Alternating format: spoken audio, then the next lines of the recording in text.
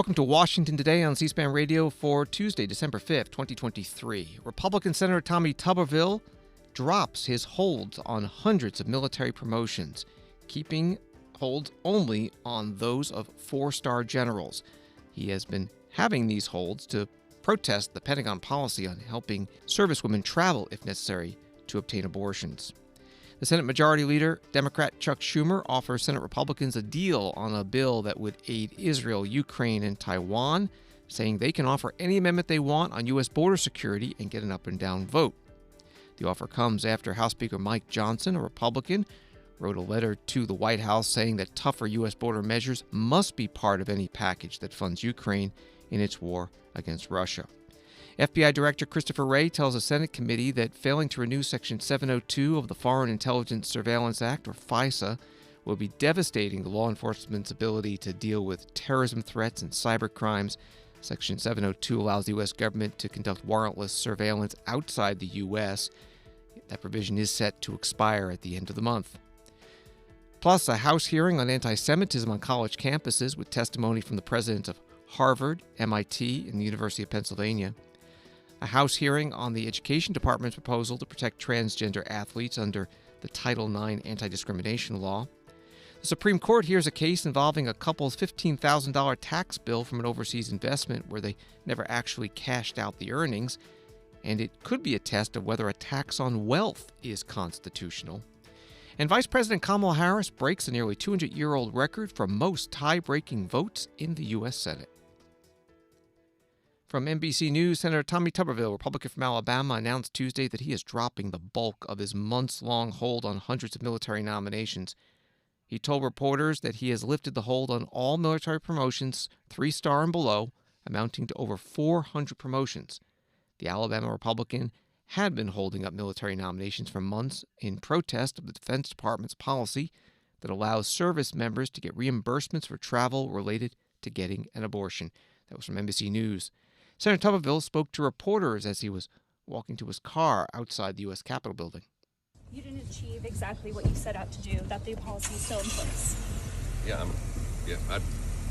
It was pretty much a draw. I mean, they didn't get what they wanted, we didn't get what we wanted, and when they change the rules, it's hard to win. And so they changed the NDAA rules. We didn't get to fight for it to leave it in the Senate, and so just unfortunate the American people didn't get a voice. Do you mind just stating what you said off camera real quick, just what's going to happen? What just happened? Yeah, just like a... Well, I'm releasing everybody. I still got a hold on, I think, 11 four-star generals. Everybody else is completely released from me. Now, somebody else might, I think there's a few other people got holds on 1 or 2 or 3 people. But other than that, it's over. Thank you. Thank you. Senator Tommy Tuberville, Republican from Alabama, with reporters outside the U.S. Capitol building. More from the NBC News article. Senate Majority Leader Chuck Schumer, Democrat from New York, said last week on the floor that he would bring to the floor a Democratic resolution to bypass Senator Tuberville's holds, but it wasn't clear if he'd have the votes to pass it. Frustrations with Senator Tuberville among his own party have been building, but last week Senate Republicans overwhelmingly expressed optimism that Senator Tuberville would come to a resolution ending his blockade before they leave for the new year. That was from NBC News again. Senator Chuck Schumer, the Majority Leader, spoke to reporters. In regards to Tuberville, finally lifting his unnecessary and harmful holds on our nation's military officials, I'm happy that we can finally move forward and give these men and women the promotions they deserve. I plan to move these promotions as soon as possible, possibly later this afternoon. And one thing I would say, Senator Tuberville, I hope no one does this again. And I hope they learn the lesson of Senator Tuberville. And that is he held out for many, many months, hurt our national security, caused discombobulation to so many military families who've been so dedicated to our country and didn't get anything that he wanted. It's a risky strategy that will not succeed. I hope it doesn't happen again. The Senate Majority Leader Chuck Schumer, Democrat, with reporters also reacting to Senator Tuberville lifting the hold on most military nominations. The Republican leader, Mitch McConnell. What's your reaction to Senator Tuberville lifting his holds on military promotions? Are you encouraging him not to go down that road again in the future? Well, we're pleased, obviously, that that situation seems to have been ameliorated by recent announcements by the senator from Alabama. Thank you. Senator Mitch McConnell. And from the Pentagon, the press secretary, Brigadier General Pat Ryder. We'll go to Associated Press, Lita. Thanks, Pat. Can you give us the Secretary's reaction to Senator Tuberville lifting his hold on the vast majority of the nominations, and also what impact does it have on the department that he has suggested he would continue to hold 4-star nominations? What problems does that create? Well, certainly we're encouraged by the news, and we'll continue to stay engaged with Senator Tuberville and the Senate directly to urge that all the holds on all our general and flag officer nominations be lifted to include those nominated for 4-star.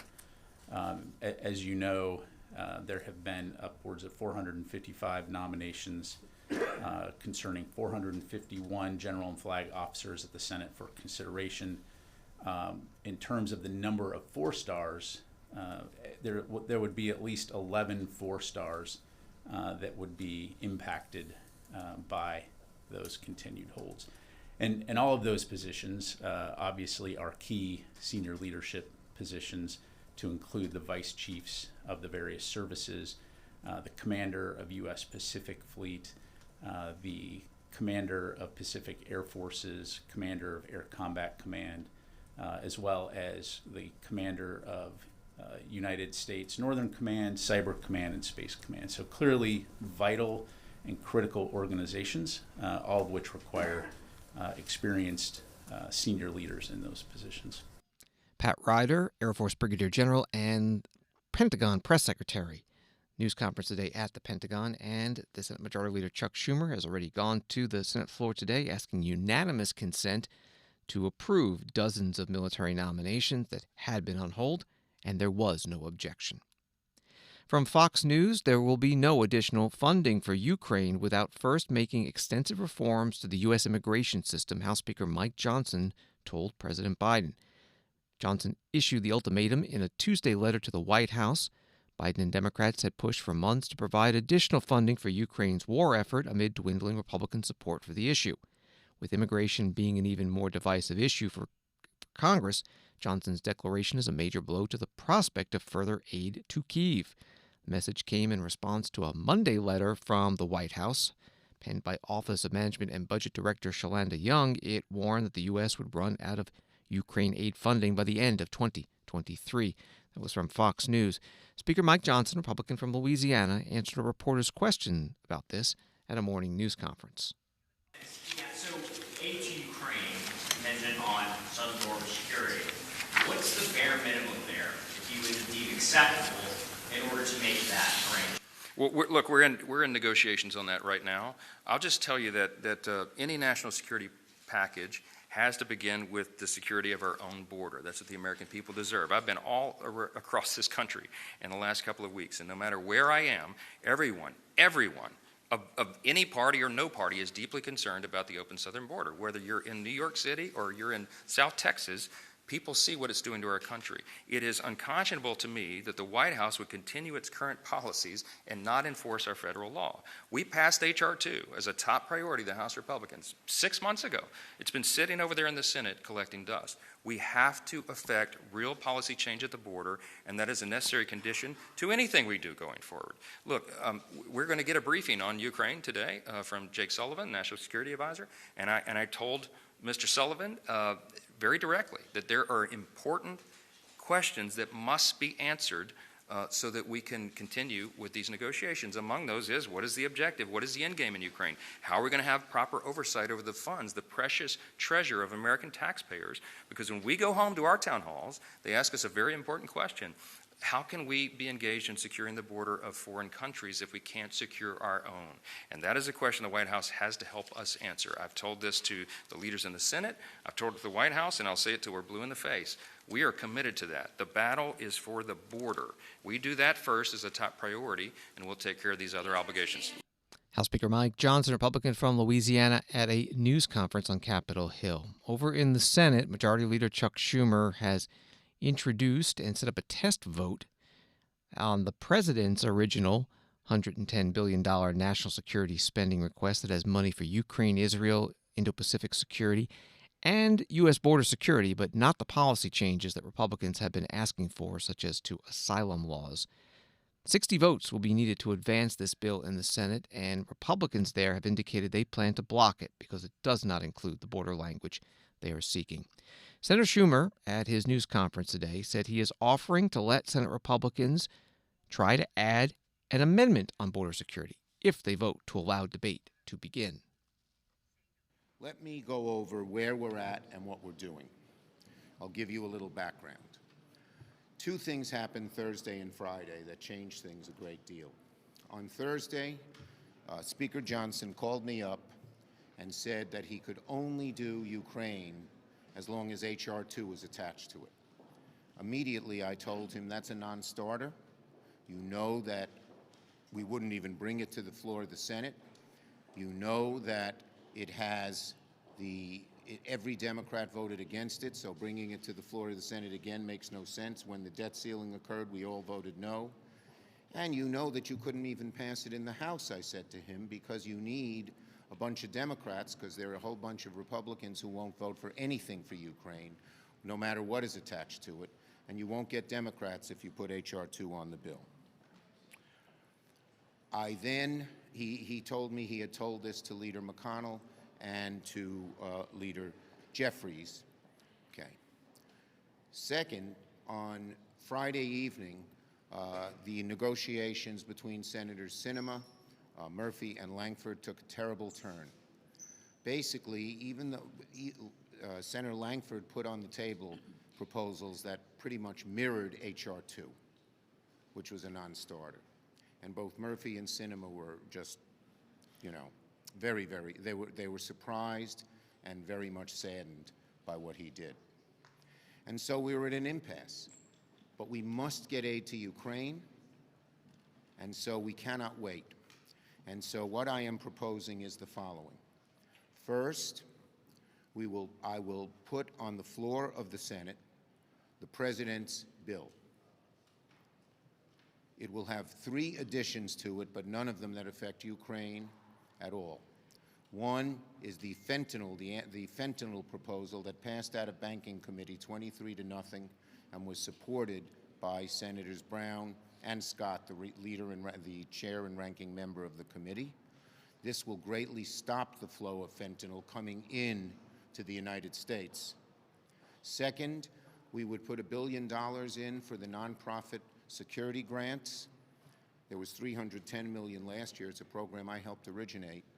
But the amount of damage and desecration, particularly to synagogues and mosques, has been huge, so we need a significant increase. And third, a COFA proposal to deal with the Pacific Islands, unrelated to this. But I will also do one more thing. I will offer the Republicans the first amendment, if we move forward, on border, on immigration. And they can put whatever they want. We think there are good proposals on border in the President's bill that do a lot, and adding fentanyl does even more. But if they think it's not enough, I will not interfere with them drawing up an amendment, but it will need 60 votes, like any amendment would. Let's remember here, it was the Republicans who put border on the table. We did not. They have a responsibility. If they believe border should be part of Ukraine, which is so vital to our country, let them propose an amendment that can get 60 votes. And that's why I hope they will vote on the motion to proceed, because I am giving them this new opportunity to put any amendment they want on the floor. And if it will have to get a good number of Democratic votes. It can't be we said it's had to be significantly bipartisan. That doesn't mean 1 or 2 Democrats. That means they got to get at least 11 to get to 60. If they can't meet that offer, then what's going on? Then what we should be doing is just voting on Ukraine alone. Many Republican members say they want to do Ukraine. If they themselves can't put a border amendment that would pass, then what the heck are we doing? Senate Majority Leader Chuck Schumer, Democrat from New York, at today's news conference when the Republican leaders came up to speak with reporters. One asked the Minority Leader, Mitch McConnell, about Senator Schumer's offer. What do you think of Leader Schumer's new proposal that he would bring the president's foreign aid package to the floor, combine it with the Fentanyl Act that passed on the Banking Committee, and then he would let Republicans have the First Amendment on border security? Is that enough to get you to vote for a motion to proceed? 60 vote threshold. They don't want to deal with border security in the context of the supplemental. We do, because we know that will guarantee an outcome. Because the other parts of the supplemental, almost all of my members support. I certainly have been an aggressive supporter of it. We want it to actually happen. And this is an opportunity. Honestly, if I were the president, looking at my numbers on this, I'd want to do something about it. It might actually improve his position. Senate Minority Leader Mitch McConnell, Republican from Kentucky, with reporters. The first test vote on cloture on motion to proceed to the $110 billion funding package that the Senate Democrats have introduced could happen as early as Wednesday. 60 votes needed to advance the bill. From Reuters, Ukraine's President Volodymyr Zelensky's chief of staff said on Tuesday that the postponement of U.S. assistance for Kyiv being debated in Congress would create a big risk of Ukraine losing the war with Ukraine. The remarks by Andriy Yermak were some of the frankest yet from a senior Kyiv official as uncertainty swirls over the future of vital U.S. and European Union assistance packages as Ukraine's war with Russia rages on. That reporting from Reuters. Another Reuters article begins. FBI Director Christopher Wray pressed a Senate committee on Tuesday to renew the authority of the U.S. government to conduct warrantless surveillance outside the United States, arguing that failing to do so would be devastating to law enforcement's ability to counter cyber and terrorism threats. Wray said that the sweeping surveillance powers authorized under Section 702 of the Foreign Intelligence Surveillance Act, which is set to expire at the end of this month, are vital to U.S. national security.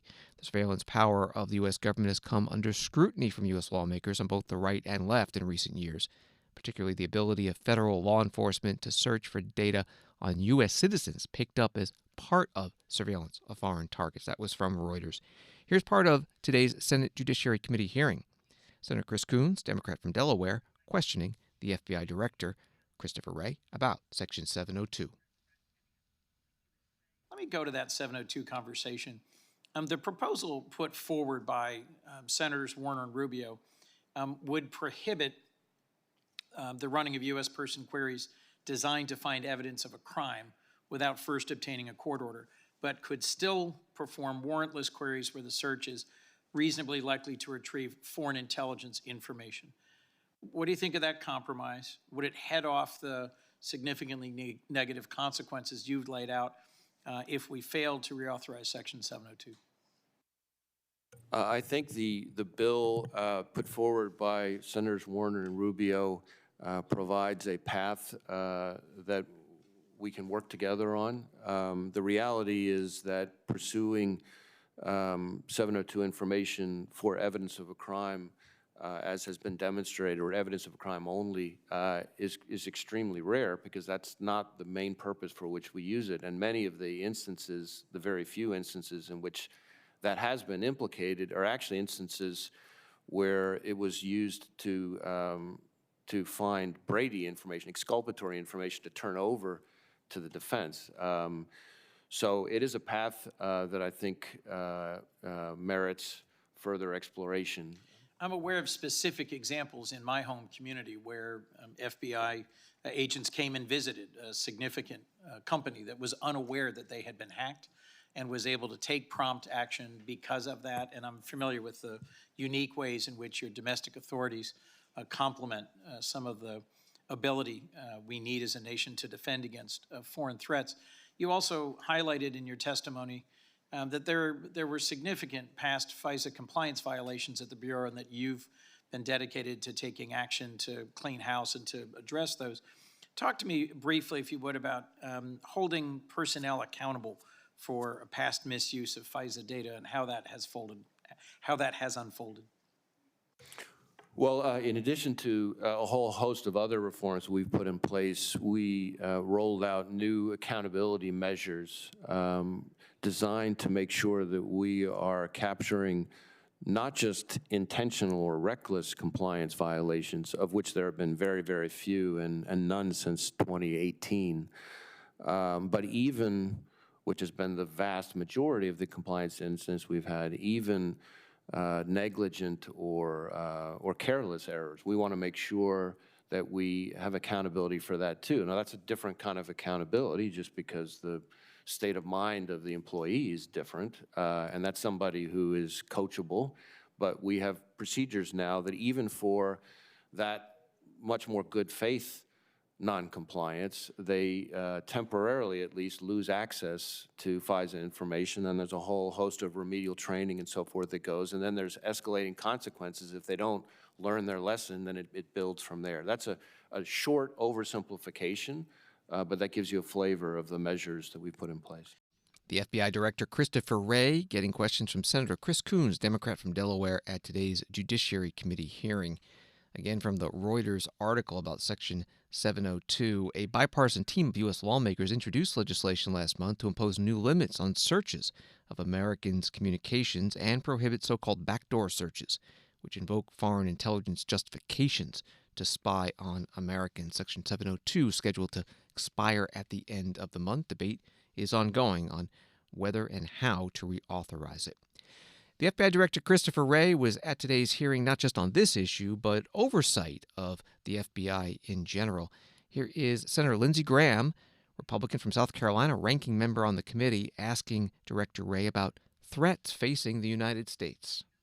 How would you describe the threat matrix against America today from your point of view after having been at the FBI most of your adult life?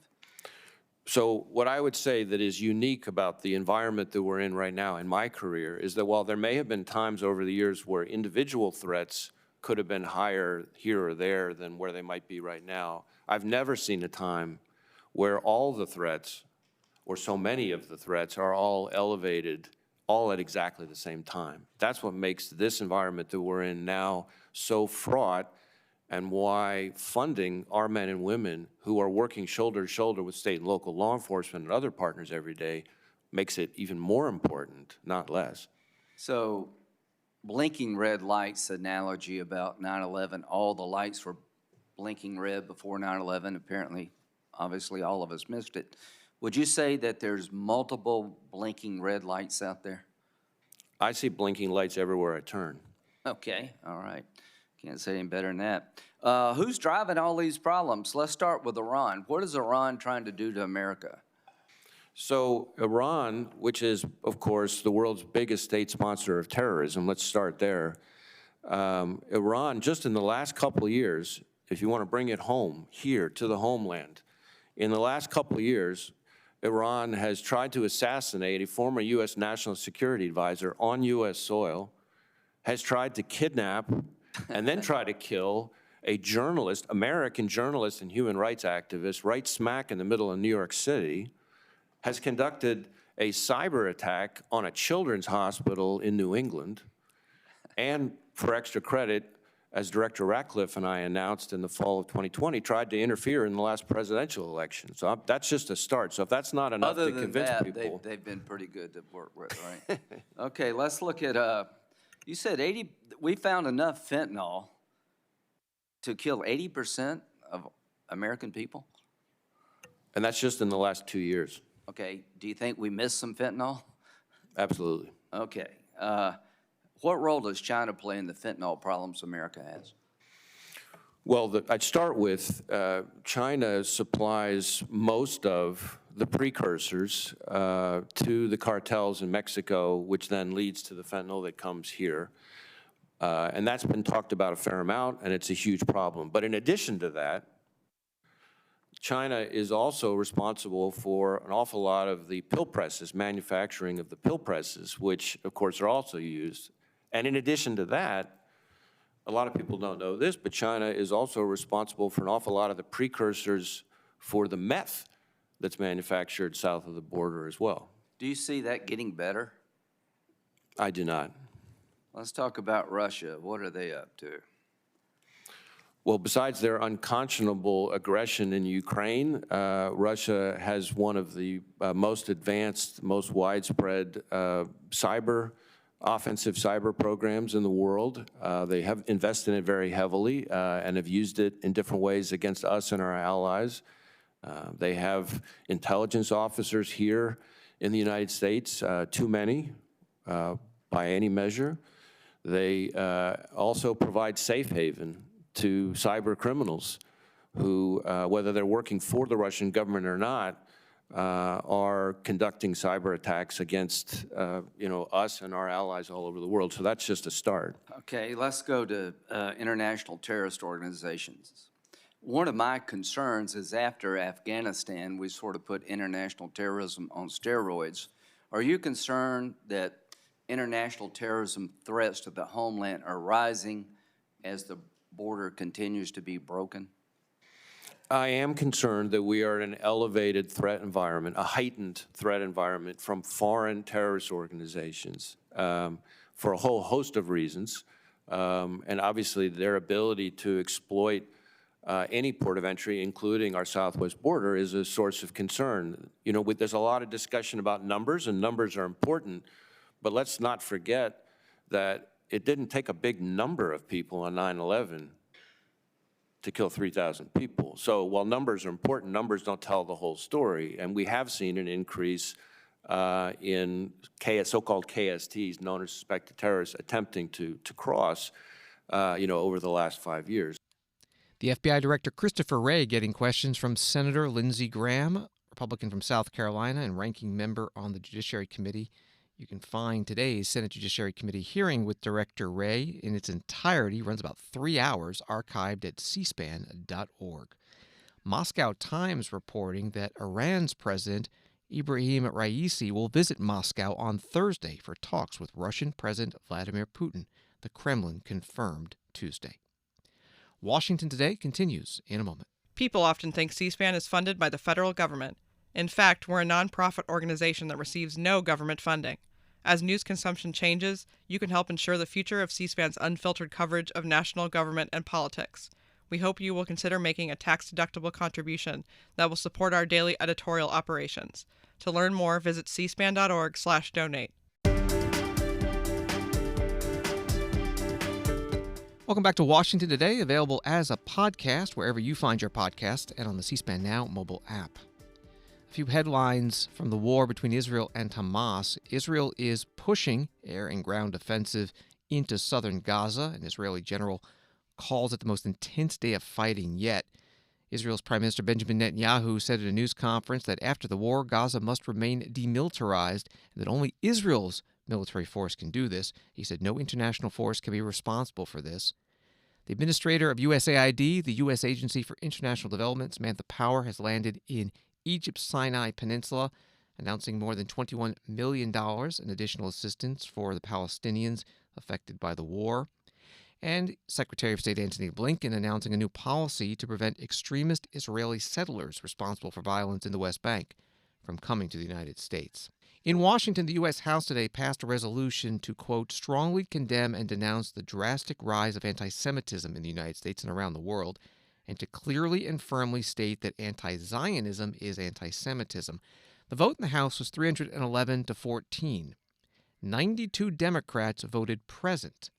A statement from 3 of them, Gerald Nadler, Dan Goldman, and Jamie Raskin, reads that today's resolution is just the latest unserious attempt by Republicans to weaponize Jewish pain and the serious problem of anti-Semitism to score cheap political points. The statement goes on that last week, Congress recognized that denying the right of Israel to exist as a Jewish state, the core definition of Zionism, constitutes anti-Semitism. This new resolution is therefore redundant of ones we have supported and is instead intended to waste important floor time to use the rise of anti-Semitism as a political wedge issue. Also today, the U.S. House Education and Workforce Committee held a hearing about anti-Semitism, specifically on college campuses. The witnesses were the presidents of University of Pennsylvania, Massachusetts Institute of Technology, MIT, and Harvard University. Here is Congresswoman Elise Stefanik, Republican from New York, questioning Harvard President Claudine Gay.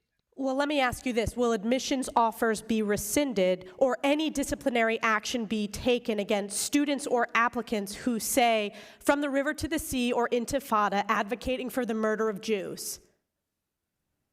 As I've said, that type of hateful, reckless, offensive speech is personally abhorrent to me. Today that no action will be taken. What action will be taken?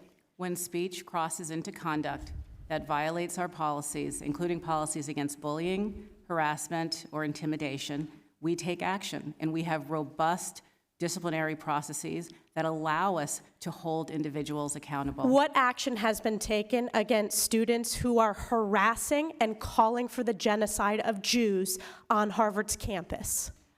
I can assure you we have robust What actions have been taken? I'm not asking. Actions underway. I'm asking what actions have been taken against those students.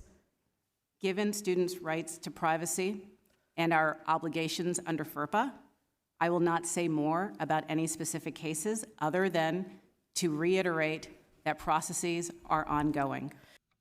Claudine Gay is president of Harvard University. Questioned by Congresswoman Elise Stefanik, Republican from New York, at today's Education and Workforce Committee hearing.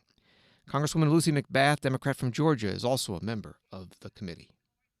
Similar to other expressions of racial and religious hatred, all freedom-loving people, all those who truly believe in the ideals that this country was founded on and continue to strive towards, must stand together in the face of this disturbing increase in hate across the country and across the world. An outpouring of support for the Jewish community and public condemnation of these heinous acts by interfaith and community leaders and elected officials in all backgrounds is the exact type of action that we need to take to confront this form of radical evil.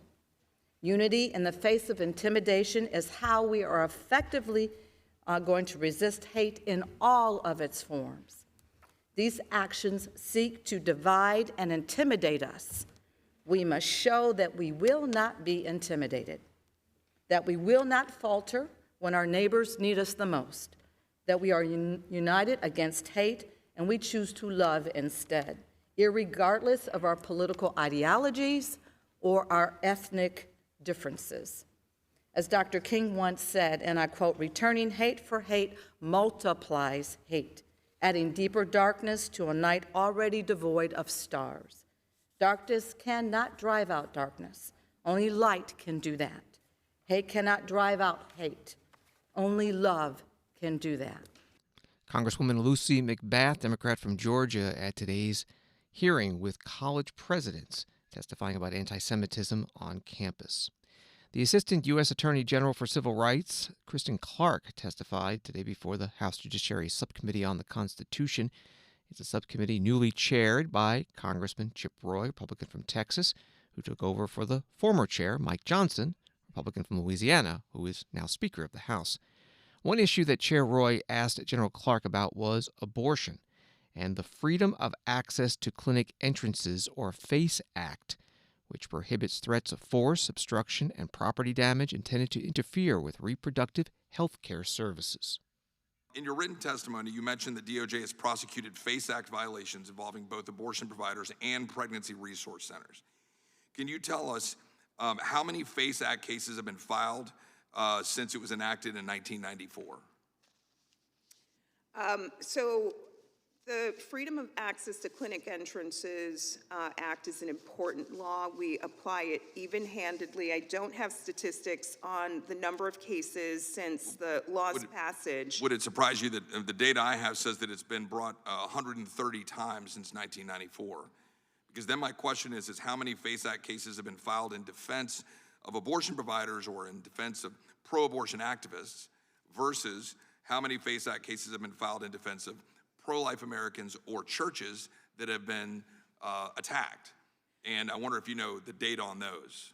Well, I believe in outreach and have been aggressively conducting outreach to all groups so that the public understands that the FACE Act applies to both pro-choice and pro-life groups. And I will flag for you, Chairman, that we recently had January indictments against 2 Florida residents for spray painting threats on pregnancy resource centers. And I certainly appreciate that you all did that, but the numbers I have are out of 130 uses of the FACE Act since 1994, 126 were for pro-abortion activists and in defense of abortion providers, and 4 have been for pro-life Americans and or churches.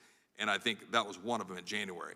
I'd let you respond to that, and then I'm out of my time. Well, while I can't speak to what happened in prior administrations, what I can assure you is that the division is committed to full and even-handed enforcement of this important federal law. Thank you, Ms. Clark. Congressman Chip Roy, Republican from Texas, chair of the Subcommittee on the Constitution, questioning Assistant Attorney General for Civil Rights, Kristen Clark. A headline at Education Week back in September reads, "A flood of public feedback has delayed a Title IX change covering trans athletes again." The subhead, "New rules would clarify that Title IX bans discrimination based on sexuality and gender identity and prohibit categorical bans on trans athletes." And part of the article is the Education Department said that the proposed rule changes generated a historic number of public comments and that department officials are working overtime to ensure all comments are reviewed and taken into consideration. The U.S. House Oversight and Accountability Subcommittee on Healthcare held a hearing today about the proposed rule change. Congressman James Comer, Republican of Kentucky, chairs the full committee. Here he is questioning one of the witnesses, Riley Gaines, former University of Kentucky swimmer, now affiliated with the Independent Women's Forum. I know we had a witness that suggested that because you worked so hard all your life to be the best, I mean, you were the best in female swimming. There's no question about that.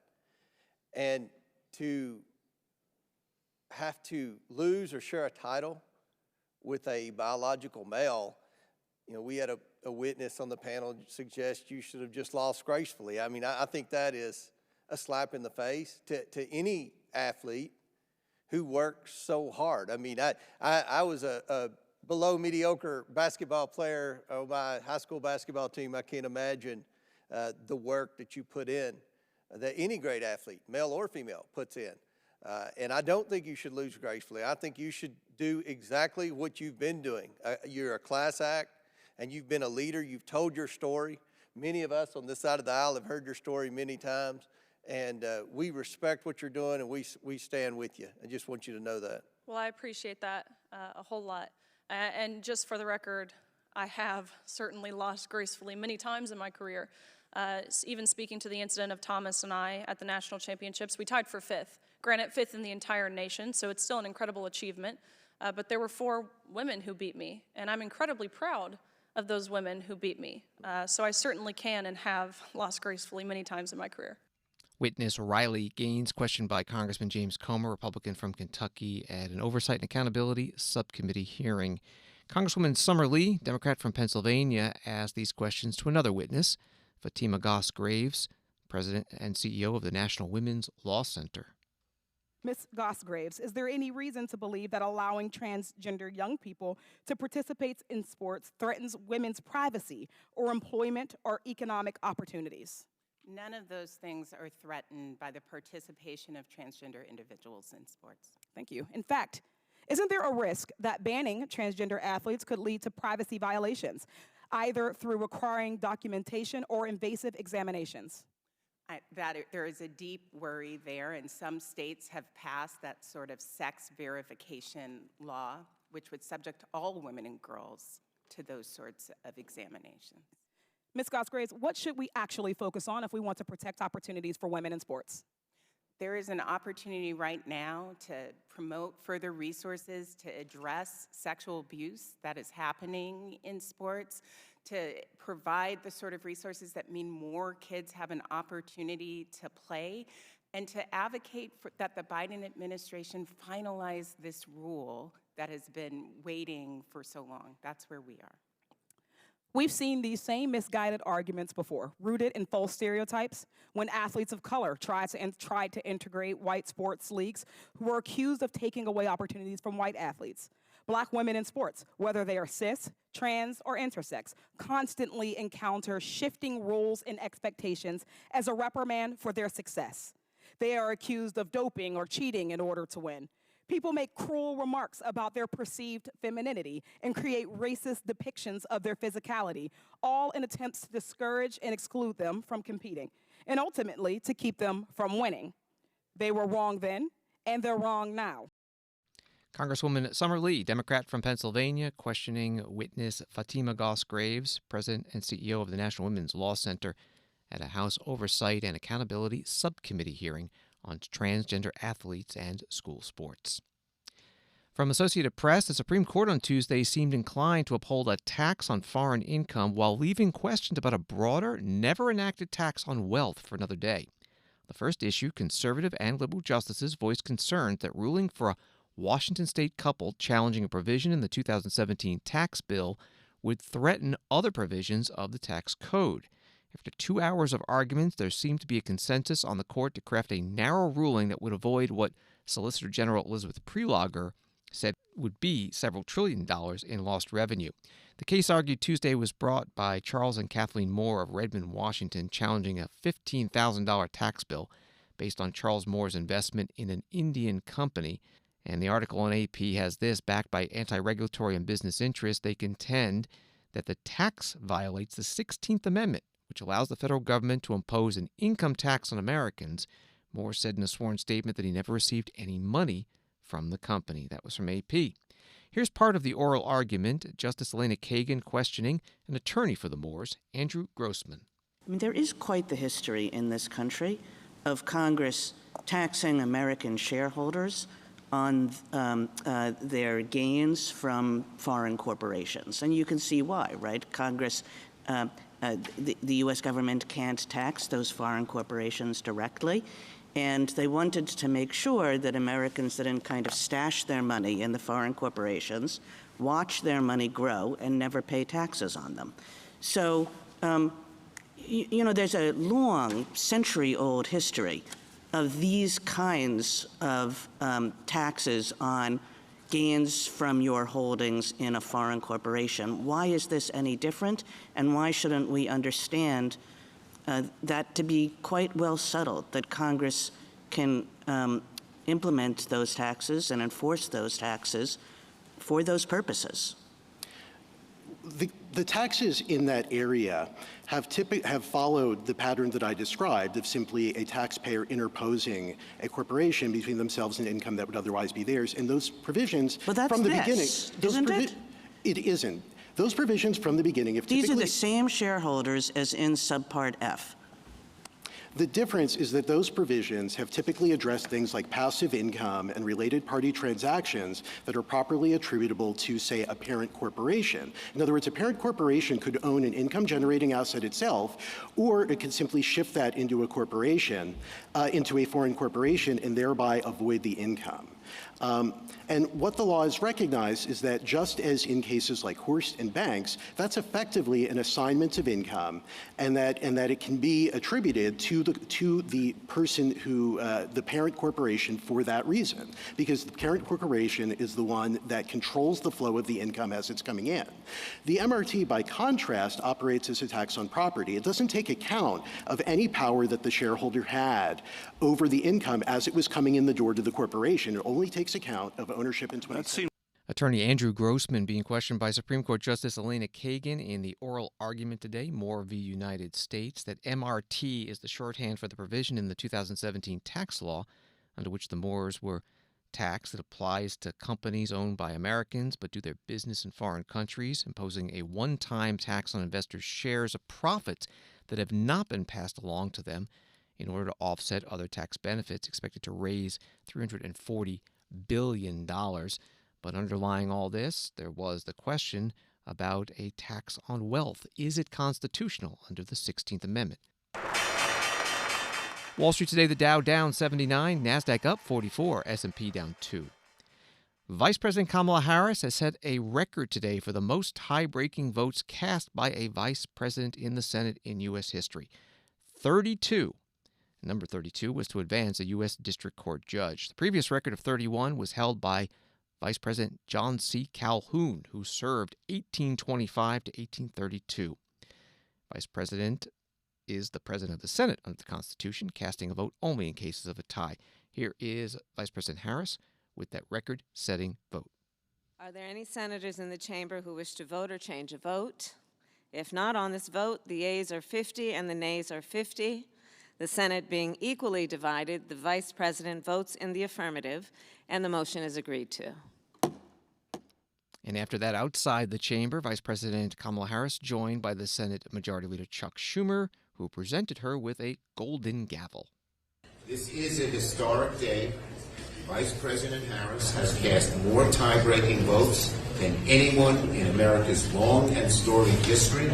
She's done a great job, and without her tie-breaking votes, not just today is historic, we wouldn't have had the IRA, we wouldn't have had the rescue plan, we wouldn't have had so many of the good judges and appointees we've had. So no one deserves this more than she does. It is my honor to present the golden gavel to Vice President Harris on this great day. 32 tie-breaking votes. Thank you, Majority Leader. Thank you, Chuck. Thank you. I'm honored. I am truly honored. And history, the history that we have made, all of us. When I think about the tie-breaking votes that I've had the honor and pride to cast, whether it be the Inflation Reduction Act and what that has meant in terms of an historic investment in addressing the climate crisis, what it has meant in terms of capping insulin at $35 a pound for our seniors, what it has meant in terms of supporting small businesses and small business owners, and of course today, what it has meant in terms of confirming now our 161st judge to the federal bench. So I'm truly honored and proud to have been able to do this, and I thank you, leadership, for your leadership and all your work. And it's very appropriate that the Vice President cast all those votes for judges, because 2/3 have been people of color and 2/3 have been women. We have moved the bench forward to look more like America under her many great tie-breaking votes. Thank you. Thank you. Thank you all.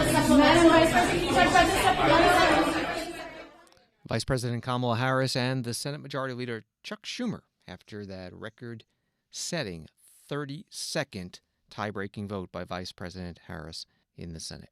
Congressman Patrick McHenry, Republican from North Carolina, who was Speaker pro tem for about 3 weeks in October, announced today he's not going to seek re-election in 2024, leaving after 9 terms.